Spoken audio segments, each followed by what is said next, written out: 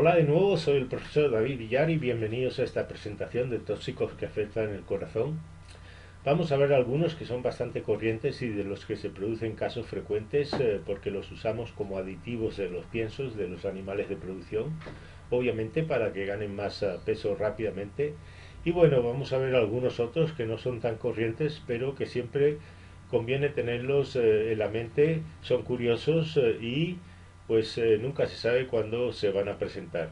Como vemos aquí, la lista de sustancias es siempre larguita y en esta presentación he subrayado los que vamos a ver, que son los compuestos ionóforos, los aguacates, que en inglés llaman avocados, y las metilxantinas, que no falta siempre el caso del perro que se empacha con pastelitos de chocolate. En otro vídeo me gustaría también hablarles del caso del perro que le da por ponerse a jugar con los sapos y se intoxica por los glucósidos cariotóxicos que tienen en la piel. Y si ven en esta lista, pues hay plantas que ya hemos cubierto en otros vídeos, como son los de los alcaloides de la belladona, la escopolamina y la cocaína, si mal no recuerdo.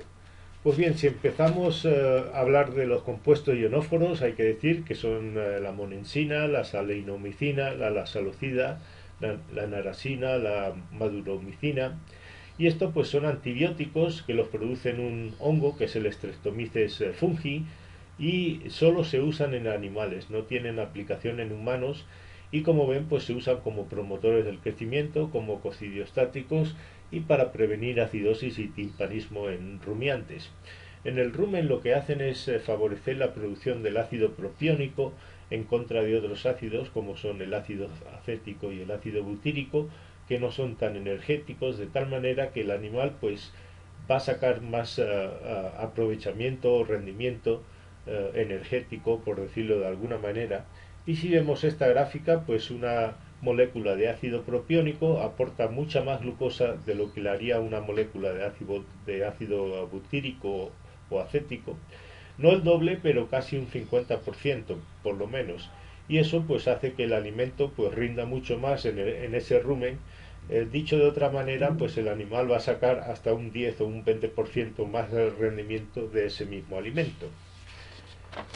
El problema de los ionóforos es que tienen un margen de seguridad que no es muy alto. Por ejemplo, la monensina, si se administra en 30 partes por millón, si llegásemos a 100 partes por millón, pues ya estaríamos en el rango tóxico. Y veremos que, por ejemplo, para la narasina ese margen es todavía más estrecho. Por tanto, hay que ajustar muy bien la dosis para no pasarse. Como vemos en esta diapositiva, los caballos son la especie más sensible de todas y de hecho pues es una especie a la que no van destinados los ionóforos. Si vemos la tabla de la dosis letal 50, pues los caballos es la especie más sensible, a la que le sigue la oveja, que es, como digo, la especie que también es mucho más sensible con respecto a la monensina. Vean que en la vaca o la dosis letal 50 oscila entre 22 y 80 miligramos por kilo de peso vivo y hay una gran variación entre las especies. Vean que aquí la más resistente son los pollos con 200 miligramos por kilo de peso vivo.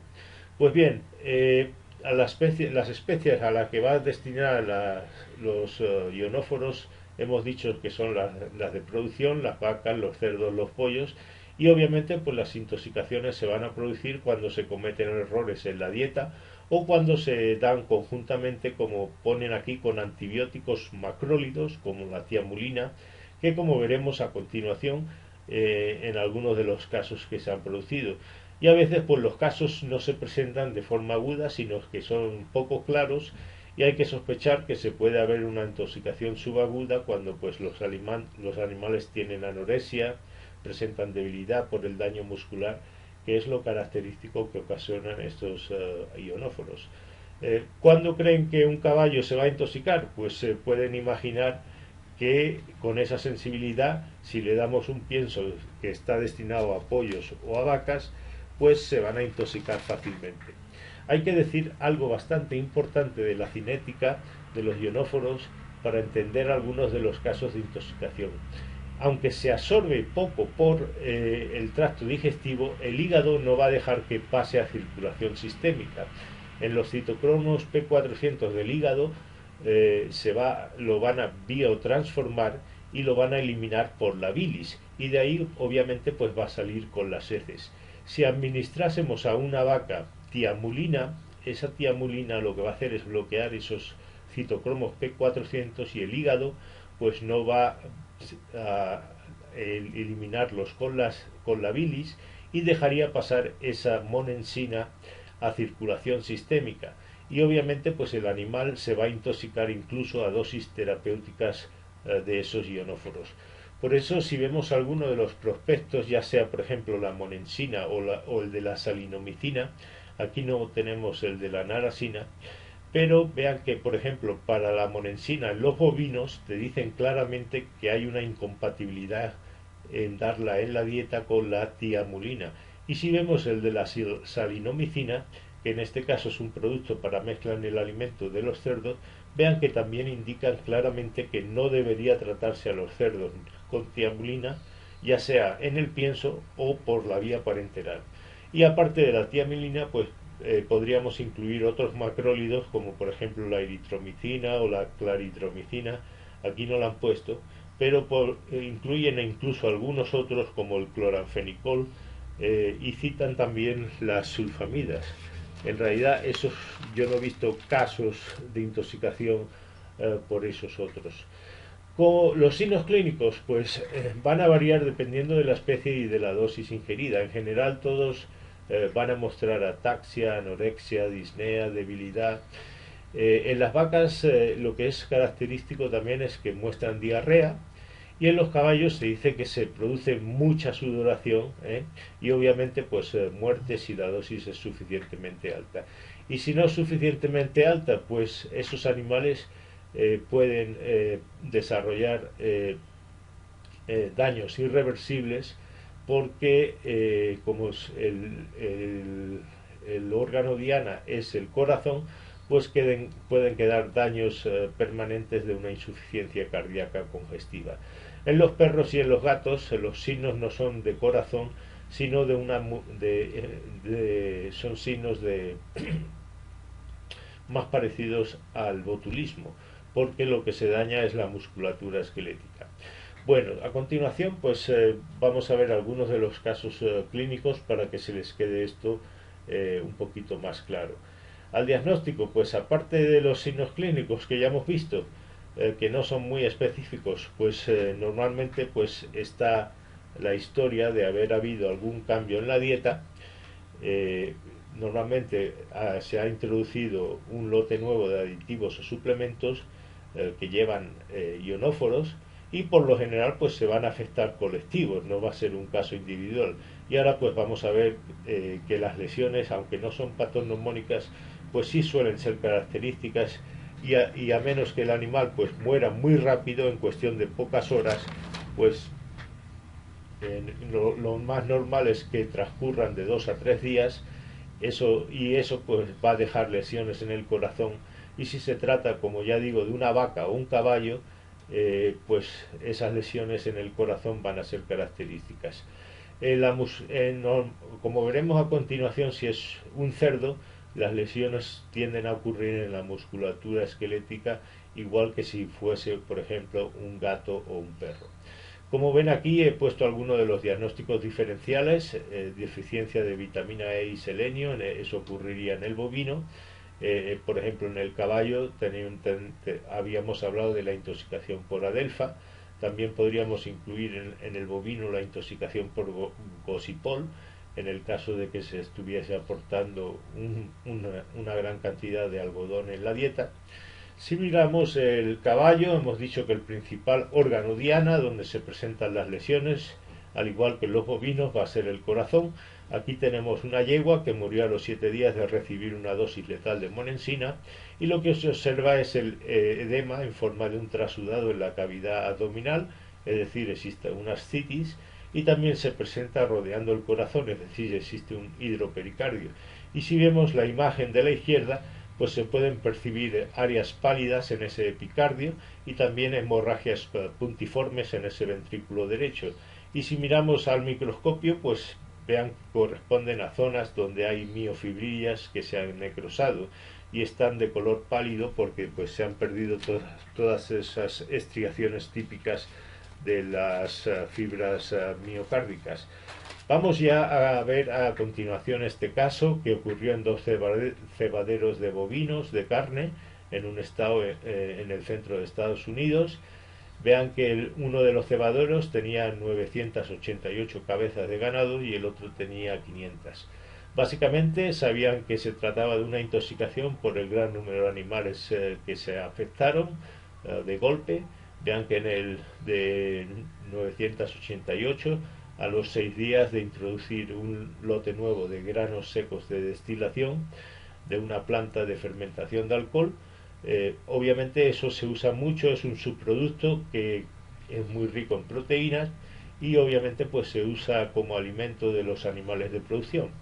Pues bien, a los 6 días 52 habían muerto, a los 8 días más de 200, a los 12 días más de 415 y al cabo de 8 semanas habían perdido 562 de los 988 animales. La cuestión es que no dicen a partir de qué momento se dieran cuenta que eso que eran los granos de destilación los causantes de la intoxicación, porque obviamente pues los animales se seguían muriendo desde los primeros días hasta muchas semanas después, en que imagino pues que se dieron cuenta que esa era la causa y retiraron el alimento. Si vemos el otro cebadero, pues se murieron 50 de los 500 que tenían, y la verdad que, que en el artículo pues tampoco dicen mucho más. Quizás tuvieran esos animales separados del resto, y solo fueran ellos los que recibieran el alimento contaminado, y obviamente pues no murieron tantos animales como en el primero. Bueno, con respecto a los signos clínicos que citan aquí, en los animales decían que presentaban en general alguno de estos signos. Tenían anorexia, todos ellos obviamente, dolor al andar, decían, y eso pues se manifestaba con ataxias, tenían disnea, no lo citan específicamente, pero yo creo que se les debió de olvidar porque es bastante típico en los bovinos presentar diarrea, o al menos así lo dicen en la mayoría de otros casos, y obviamente pues tenían decúbito y muerte. ¿Cómo llegaron al diagnóstico? Pues lo primero que habría que hacer es una necrosia de esos animales, a ver qué es lo que encontramos, y básicamente pues lo que vieron es que el órgano que estaba matando esos animales era el corazón. ¿Había lesiones en otros órganos? Pues obviamente que sí, pero no los voy a mencionar porque eran lesiones secundarias a las que se producían en el corazón. Primero se le lesionaba el corazón y después pues otros órganos, pero las lesiones en otros órganos, como digo, eran secundarias a las del corazón. ¿Qué es lo que veían en el corazón? Pues aquí las vemos.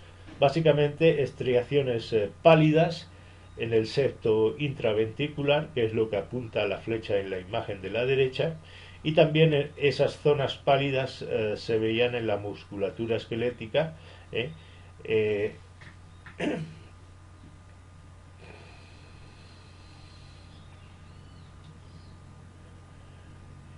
Y también esas zonas pálidas se veían en la musculatura esquelética, entre otras zonas de coloración rosada, que es normal, y eso es lo que se observa en la imagen de abajo. Si esas lesiones macroscópicas se ven al microscopio, pues se confirma que efectivamente esas fibras cardíacas están necróticas o fragmentadas, como apunta la punta de flecha en la imagen de la derecha, y hay otras en las que se están perdiendo las estriaciones típicas, como apunta la flecha. Si vemos la imagen de la musculatura esquelética, pues se puede apreciar todas esas zonas donde hay fibras fragmentadas, y eso pues macroscópicamente se ve como una zona pálida. Pues bien, una vez vieron esto, lo siguiente es ponerse a buscar qué tóxicos producen ese tipo de lesiones en el corazón, y de todo lo que los animales estaban consumiendo, pues la monensina era el principal candidato. Cuando hicieron el análisis, vieron que la concentración en la dieta, o en básicamente cuando hicieron los análisis vieron que la concentración en la dieta final pues estaba bien, es decir, eh, eh, los animales no estaban consumiendo una dosis tóxica. ¿Y qué otras cosas podrían ser? Pues plantas que producen este tipo de lesiones, como por ejemplo el tejo, la delfa, la acacia, la Hepatorium rugosum. Todo eso la descartaron rápidamente porque obviamente pues en el alimento no había ninguna de esas plantas. Hicieron los análisis de vitamina E y selenio, que estaban normales en los hígados de sus animales, y por tanto pues la lista de diagnósticos diferenciales pues no es muy grande. Y lo que encontraron por cromatografía de gases y espectrometría de masas es que había en los granos de destilación entre 50 y 100 y 1500 partes por millón de eritromicina, que es un antibiótico macrólido. No dicen cómo se contaminaron ese alimento con el antibiótico, pero la cuestión es que estaba presente como residuo a esa concentración. Y lo interesante es que la eritromicina, al igual que la tiamulina, pues es capaz de bloquear el citocromo P450, y eso va a impedir que la monensina pues pase del hígado y eso pues impide que la monensina pase del hígado. Y como dije anteriormente, pues el citocromo P450 impide que la monensina pase del hígado a circulación sistémica, es decir, corta el efecto de primer paso de la monensina, y si eso ocurre y la monensina entra a circulación sistémica, pues se hace supertóxica. Por tanto, pues vean que la importancia que tiene aquí el tema de las interacciones entre fármacos. Estoy dando la monensina a dosis terapéuticas, introduzco la eritromicina a niveles muy bajitos de residuales, nada más, y eso es suficiente para anular el efecto de primer paso del hígado, hasta el punto que se murieron, pues imagínense, 562 vacas de las 988 que tenía el ganadero. La monensina, que no debería ser tóxica, se volvió de repente una sustancia súper tóxica al no poder el hígado pues hacer su función. Otra de las cosas que hicieron es sacrificar a algunos de esos animales que se afectaron pero que no murieron y que estaban perdiendo peso, porque una de las cosas que quedan son lesiones irreversibles en esos corazones. Acuérdense que el corazón pues no regenera, y a diferencia por ejemplo de la musculatura esquelética, pues las fibras que se han perdido pues se van a reemplazar por tejido fibroso y no por nuevas fibras miocárdicas. Aquí por ejemplo vemos el corazón de un bovino que sacrificaron a las semanas después. Aquí por ejemplo tenemos el corazón de un bovino que sacrificaron varias semanas después del incidente, y vean que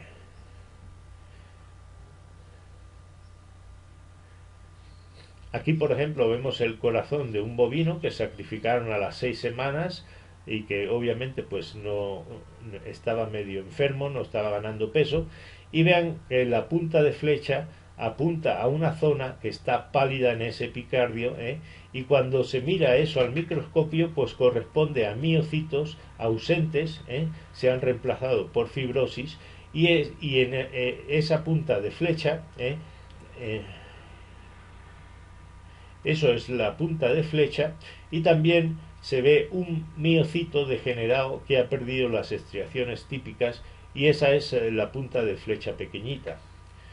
Bueno, vamos a ver este otro caso que se presentó en cerdos cerca del peso del matadero, con 16 semanas de edad, y esto ocurrió en el 2014 en el estado de Oklahoma, en Estados Unidos. Allí el único ionóforo que se sigue estando aprobado en Estados Unidos es la narasina para cerdos, cerca del mercado.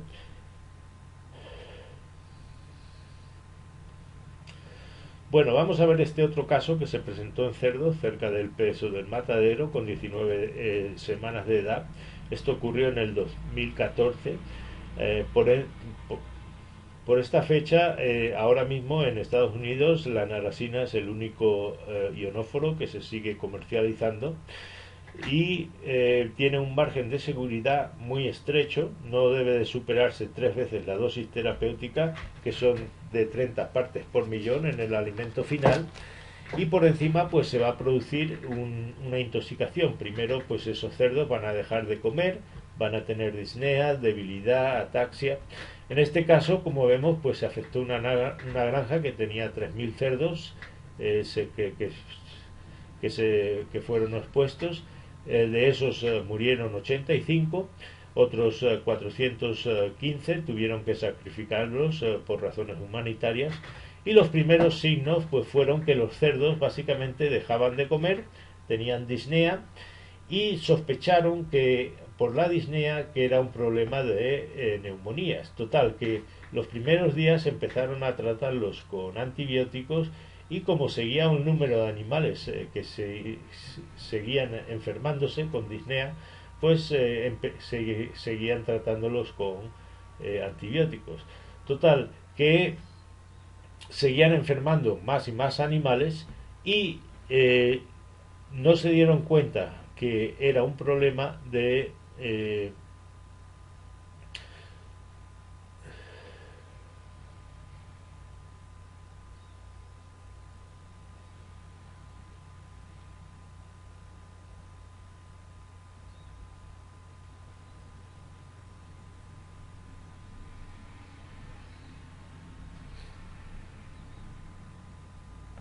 los signos primeros pues fueron que los cerdos no querían comer, empezaban con disnea y ataxia, y pensaron pues que era una neumonía, y comenzaron a tratar con antibióticos los primeros días, hasta que se afectaron pues cientos de cerditos. Y en esos días pues pasaban de tener disnea, ataxia, a tener vocalización, a estar gritando o rechinando, como quieran, y ahí ya empezaron a sospechar que se podría tratar de un problema de musculatura esquelética, porque los animales gritaban como si tuvieran mucho dolor, y empezaron a decir, bueno, aquí probablemente sea cierto que es un problema de musculatura esquelética, y esos músculos pues estén muy inflamados, muy doloridos. Los animales tenían ataxia, no podían menearse bien, y se sentaban como si fueran cerditos. Ahí es cuando retiraron el alimento, y obviamente pues tardaron varios días en darse cuenta que podía ser el alimento, y eso hizo que perdieran tantos cerditos. Lo que no mostraban eran signos nerviosos de pedaleo, nistagmo a esa edad, y a esa edad pues eso es importante porque podría confundirse con Streptococcus suis o Haemophilus parasuis, que son dos de las enfermedades infecciosas que hay que descartar, como digo, a esa edad. Ahora vamos a ver las lesiones que presentaban. Básicamente son a nivel de la musculatura esquelética, sin afectarse el corazón, como ocurriría en los caballos o los bovinos. Y bueno, la causa dieron muy rápido con ella en cuanto supieron que era un problema muscular. ¿Y qué cosas había en la dieta que afectan a la musculatura? Pues rápidamente se pusieron a ver cuáles eran, y de todas ellas pues sospecharon rápidamente la narasina, y la midieron, y vieron que estaba por encima de 30 partes por millón. Se dieron cuenta que la mezcladora del alimento tenía una célula que estaba fallando, y como ven aquí pues las concentraciones que había en el alimento estaban hasta 20 veces por encima de lo normal, y hemos dicho que por encima de 3 veces lo terapéutico ya es una dosis tóxica.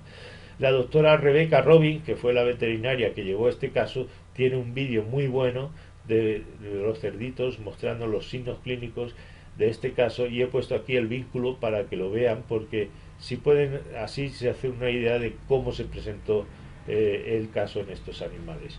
Cuando observaron los órganos al microscopio, pues el corazón no vieron lesiones, y sin embargo sí las vieron a nivel de la musculatura esquelética.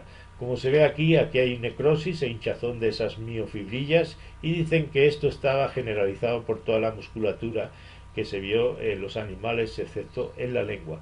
De todas maneras, eso lo observaron en los animales que se murieron o los que sacrificaron con signos agudos de la intoxicación, porque lo otro que hicieron es hacer un seguimiento de los animales enfermos, porque muchos llegaron a recuperar, y por ejemplo al día 11 del comienzo de los signos, sacrificaron unos cuantos que seguían sin comer, con incoordinación, con mucha vocalización. Ya os digo que eso fue uno de los signos característicos, y lo que observaron es que esa musculatura esquelética, lo que estaba ocurriendo es que variaba mucho la severidad de las lesiones según el tejido. Por ejemplo, aquí donde más severa aparece es en el esófago, seguido del diafragma, después viene el jamón y después el lomo o solomito. De hecho, en el lomo, en el solomillo, en el solomo, si quieren, lo que están viendo es un montón de fibras pequeñas que son nuevas, y ese músculo básicamente se está regenerando. Básicamente lo que vemos en todas esas imágenes es que hay evidencia de regeneración de esas fibras, y hay muy poquito o nada de necrosis en esas fibras musculares, que eso es lo bueno que tiene la musculatura esquelética. En el esófago y en el diafragma lo que vemos ahí es que hay más inflamación, pero en realidad ya no hay fibras necróticas, y tampoco se ve fibrosis como ocurriría en el corazón. Bueno, con respecto a la conclusión de este caso, ¿qué es lo que ocurrió? Pues los cerditos, eh, como digo, comieron mucho menos durante el brote mientras estaban la comida contaminada. Vean que de 1,95 kilos solo estaban comiendo 0,75 kilos. Lo llevaron al matadero pesando 4 kilos menos. Para cuando llevaron al matadero, la conversión de alimentos también era de 2,4 en vez de 2,8. A los 7 días de retirar el alimento contaminado no hubo nuevos casos. A los 14 días de retirar el alimento contaminado, todos los animales con signos clínicos desaparecieron, es decir, no hubo animales enfermos. Y por último, pues la FDA les dio permiso a llevar al matadero a todos los animales al cabo de 9 semanas. Bueno, pues vamos a cambiar y vamos a partir de ahora a hablar de los aguacates. En realidad no existen tantos casos reportados como uno pensaría, eh, pero sí tiene una toxina que llaman persina, que afecta tanto al corazón como a los tejidos de la glándula mamaria, y va a producir una mastitis inflamatoria, no de tipo infeccioso, obviamente. Los problemas están descritos en todas las especies, tanto en aves como en mamíferos, pero como digo, pues son pocos, aunque eso no significa que no se vayan a producir, simplemente pues que no están publicados.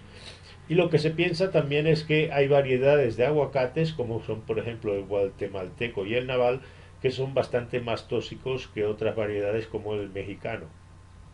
Si vemos los casos que hay descrito en caballos, y aquí tenemos una foto que un toxicólogo de Australia la había compartido en la red de toxicólogos que yo participo, pues pueden observar el hinchazón o edema de los labios muy claramente en esta imagen.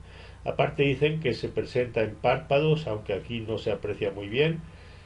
En el caballo también se ocurren edemas en la parte baja del animal, en lo que es el pecho, a nivel también de la faringe, y eso pues hace que el animal tenga sonidos respiratorios o dificultad respiratoria si quieren. En algunos caballos se presenta dolor cólico, no en todos, y como suele ser un problema cardíaco, pues las enzimas creatinina quinasa y la aspartato aminotransferasa pues suelen ser elevadas, propio de que existe un daño muscular. Obviamente, si el daño es muy grande, pues el animal se va a morir. A dosis más bajas se produce la mastitis, y a dosis más altas pues sobreviene el daño sobre el corazón. La mastitis obviamente pues se endurecen mucho las ubres por la inflamación, y obviamente pues ese animal va a dejar de producir leche. En los pájaros tampoco es un mito que se van a producir intoxicaciones, se va a producir disnea, anorexia, edema subcutáneo en lo que es el cuello, en la zona pectoral de esos animales, y eso ocurre a las 24-48 horas de la ingestión, y se van a morir igual que ocurre en los caballos o en otros mamíferos. Así que no les den aguacates a los loritos y a los canarios. Las lesiones van a ser muy parecidas a lo que acabamos de ver para los ionóforos: necrosis y degeneración de las fibras miocárdicas, y vamos a ver edemas en lo que sería el saco pericárdico, la cavidad peritoneal, la cavidad torácica. Va a haber edema pulmonar, todo lo mismo que hemos visto en las lesiones del caballo, solo que aquí habría que incluir también las lesiones de la glándula mamaria. En estudios experimentales se ha visto que 20 gramos por kilo de peso vivo en las cabras se produce la mastitis, y con 30 gramos por kilo de las hojas se produce el daño miocárdico. Y en ratones, pues cuando se ha aislado la persina a dosis de 60 a 100 miligramos se produce la mastitis, y a dosis por encima de 100 gramos se produce el daño sobre el miocardio. Le pongo un par de artículos de intoxicaciones en periquitos y en canarios de la revista JAMA y otro descrito en avestruces en Sudáfrica. En ambos murieron las aves por la insuficiencia cardíaca aguda al cabo de 24-48 horas de la ingestión, tanto de las hojas o del fruto. Así que para que lo tengan en cuenta, que aunque hay pocos casos descritos, los que hay son de muerte. Bueno, para finalizar, pues vamos a acabar hablando de las metilsantinas, es decir, y la mayoría de las intoxicaciones suelen ser por chocolate. De todas maneras, las semillas de cacao, a veces que se usan como cama de los caballos, también pueden causar toxicosis en los caballos. Y obviamente pues hay tabletas de cafeína para no dormir que podrían causar intoxicaciones en los perros. Aquí tenemos una tabla con la cantidad de cafeína y teobromina que contiene cada tipo de chocolate, y como pueden ver, pues el chocolate de hacer los brownies o pastelitos para Valentine o cualquier otra fiesta, pues es el más concentrado. Vean que 28 gramos, es decir, una onza, pues lleva 393 miligramos de teobromina, y por tanto pues sería el chocolate más peligroso de todos. Si miramos cuál es el mecanismo de acción de las metilsantinas, existe controversia acerca de cuál es el más importante. De todas maneras, el que se le da más importancia y que tiene mayor sensibilidad es el antagonismo de los receptores de la adenosina, y a este pues se le atribuye la mayoría de los efectos estimulantes sobre el sistema nervioso central y el corazón. El segundo más importante sería el que persista más calcio dentro de las fibras musculares, y eso pues va a aumentar la contractilidad del músculo esquelético y el cardíaco. Y el último es el de inhibir la fosfodiesterasa. Este ha sido históricamente pues el que se le ha atribuido casi todo, pero ahora pues ya no está tan claro. Con respecto a la toxicidad de las metilsantinas, a la hora de hacer los cálculos se suele siempre manejar una dosis de 100 miligramos por kilo. Esa sería la dosis mínima letal de la combinación de la cafeína y la teobromina, para ver, pues hacer los cálculos, a ver si el animal está por encima o por debajo de esa dosis. Normalmente la dosis de 20 miligramos por kilo se considera una dosis leve, entre 40 y 50 se consideran dosis moderadas que pueden afectar el corazón, y de 60 miligramos por kilo y de ahí para arriba se consideran dosis que pueden causar signos nerviosos. Las metilsantinas hay que decir que se absorben muy bien y rápidamente, y aunque el hígado las elimina por la bilis, pues se van a excretar muy poco por las heces, es decir, se vuelven a reabsorber, y de ahí que el interés que tiene dar carbón activado repetidas veces, y casi todas pues se van a eliminar por las orinas, y de ahí el interés que va a tener cateterizar la vejiga para que no se vuelvan a reabsorber por la vejiga. Como vemos, la cafeína tiene una vida media muy corta, de 4 horas y media en el perro, pero la teobromina tiene una vida media de 17,5 horas, y por eso ahora cuando veamos el tratamiento también se recomienda dar carbón activado repetidas veces para acortar esa vida media de la teobromina. Los signos clínicos van a ser los mismos que podríamos esperar de tomar muchos tintos o cafés. Es decir, en principio en los perros se suele producir vómitos, ese es el primer signo. Después vendrían diarreas. Y bueno, ¿qué otros signos vendrían a continuación?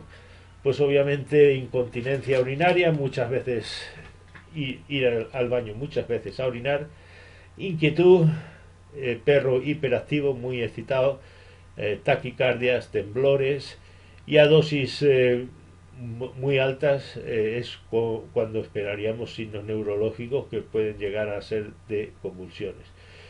De todas maneras, lo que va a matar normalmente al animal va a ser las taquiarritmias. Una de las cosas que he puesto aquí características es lo que llaman el perro pelota. Es decir, que levantamos al perro y al dejarlo caer rebota como si fuera una pelota, y eso se produce por la hiperrigidez de todos esos músculos que tiene el animal.